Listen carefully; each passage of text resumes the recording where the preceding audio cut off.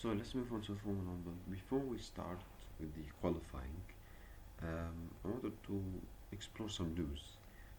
Vasseur has been a new contract is extended at Ferrari, a new multi-year contract. And listen, I don't think Fred Vasseur, in my opinion, as I said before, he's not a team principal like Toto Wolff or Christian Horner, or has a character like Zach Brown.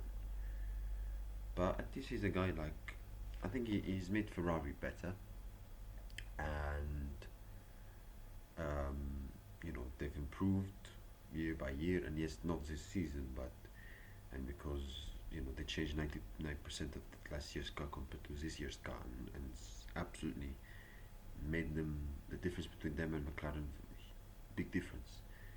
Um, so and I think, but it's a sensible decision for Ferrari. I think you should give team principals time and the freedom to make decisions and to change and to adapt, because they've sacked team principals in the past and very quickly, and it's not helped Ferrari at all.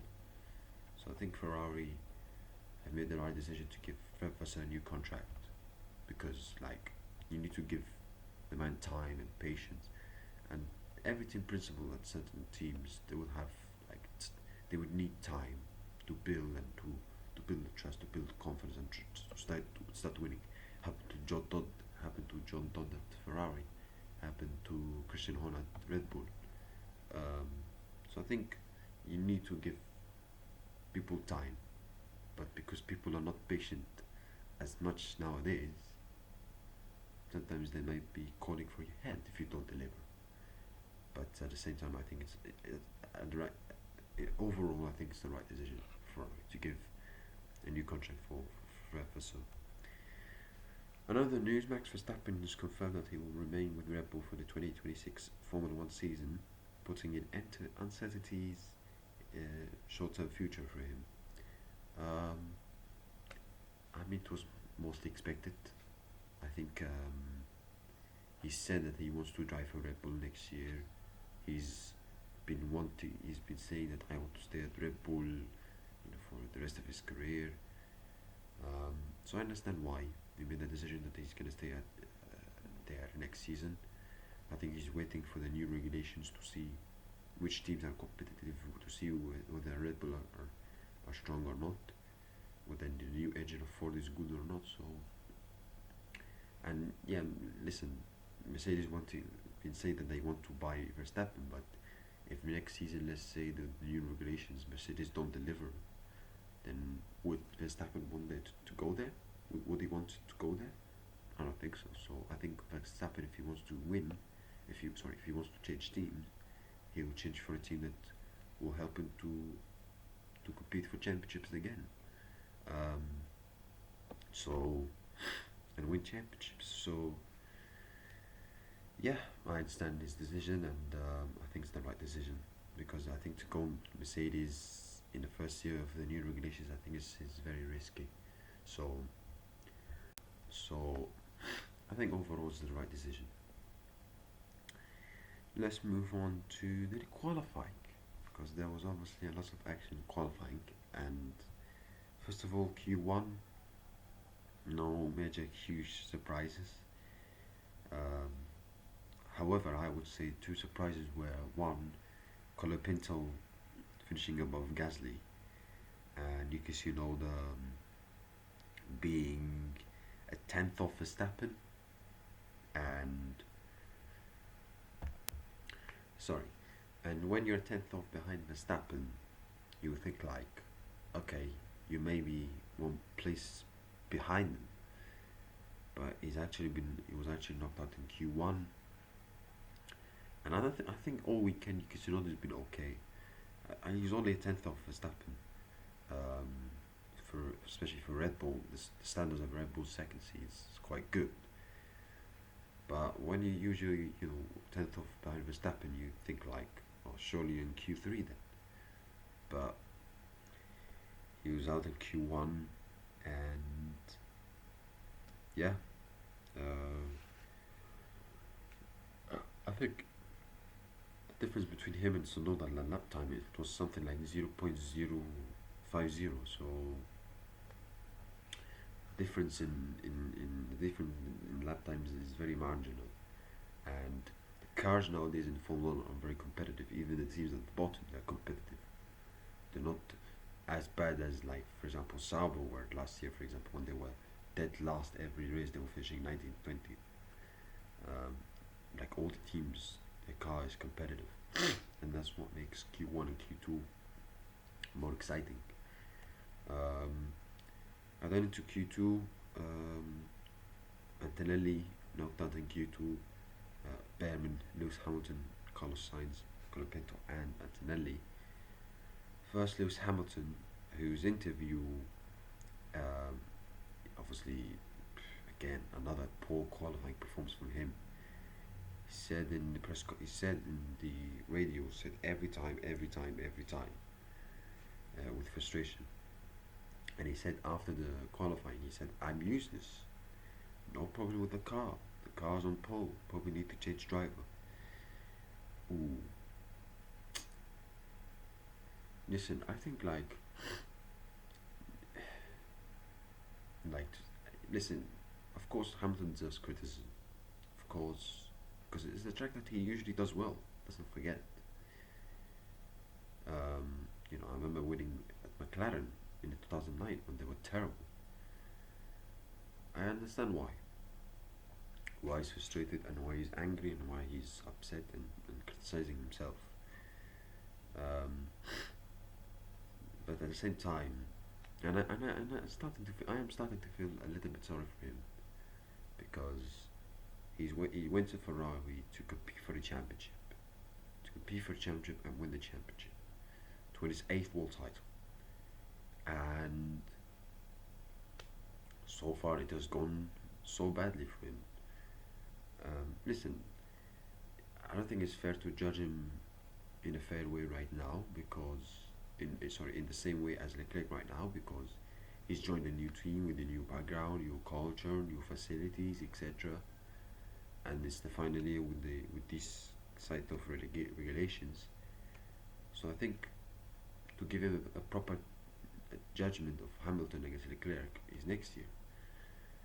And Lewis Hamilton is a driver that's been always an adaptable driver, adapted to whichever regulations, and he's always been successful in which sets of regulations. But this era of ground effect era has been terrible, a nightmare for him, and it's not been it's been a difficult season for sure for Lewis Hamilton. His first season at Ferrari. Saying he's useless, I mean, bloody hell. But yeah, for the standards of Lewis Hamilton, with the records that he has, with the titles he has, I can understand why he's so frustrated himself. Antonelli also went out to Q2. Poor performance from Antonelli again. I mean, the summer break couldn't come soon enough for him. His confidence is can clearly see he's dropping and he's low right now. I just think he needs that summer break. He needs that summer break to recover himself and recharge himself. And of course, he's a young kid. Of course, he's gonna a young kid, when he loses confidence, he's not gonna perform well. And that's what happening. It's what happening to Antonelli right now. And he needs to obviously he's had some good performances like Canada and Miami, but I think from Imola until this weekend, except Canada, his performance has been very, very poor, and he needs that summer break to recharge himself. Okay, let's go with the end result of Q3. Charles Leclerc takes pole, 2nd position Oscar Piastri, 3rd position Lando Norris, 4th position Russell, 5th Alonso, 6th Stroll, 7th Portoletto, 8th Verstappen, 9th Lawson, 10th Hadjar. Wow, what a Q3. I think in Q1 and Q2 we all thought another McLaren 1-2. It's going to be only between the battle of Norris and Piastri for the title again, and battle for the win. and out of nowhere, Charles Leclerc gets pole. Um, Incredible, absolutely incredible. I never expected that because Ferrari, no, they've they've been the second best all weekend. Like Leclerc has been always like behind the two McLarens, and that's it. He's been the best of the rest, basically. So I never expected him to get pole. But what a lap from him. And you look at the difference between the top one and the top 10. It's only like 3/10 off between. Uh, yeah, it's not 3/10 off. It's like 6/10 off between first position and 10th position. The top 10 is only separated by 6/10, which is the closest uh, gap in terms of order in qualifying in Formula One history. Um, you look at the gap between also first and sixth. It's only separated by a tenth. Alonso's is only he was only a tenth off from pole. And as two Aston Martins were fantastic, by the way. I thought Aston Martin, the whole pace for them was very, very good. They brought upgrades and they were terrible in Belgium, but this weekend they've been absolutely amazing. Bortoleto, another great qualifying performance for him, finishing above Verstappen. Good performance from Vikaber as well. And yeah, out of nowhere, Leclerc gets pole. I mean, what a lap! What a lap for Leclerc! Fantastic to beat the two McLarens.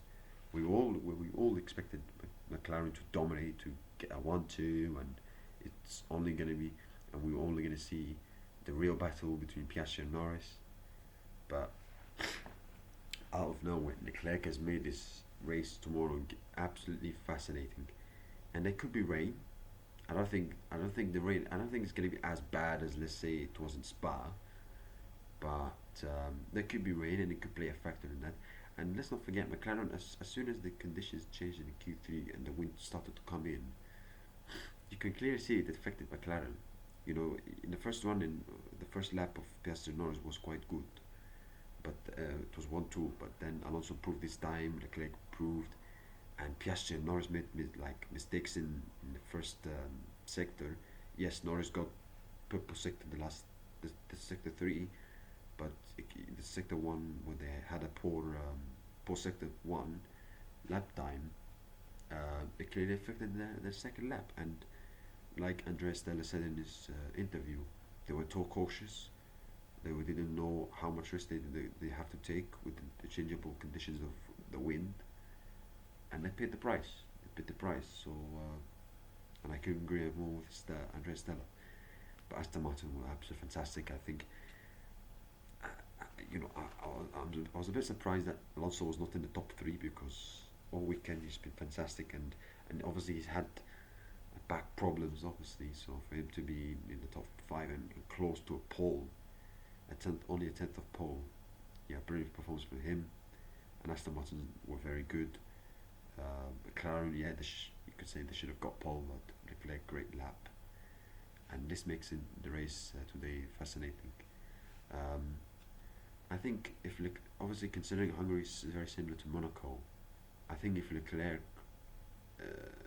escapes turn 1 the first lap and stays in first position, I think he has an amazing chance to win the race.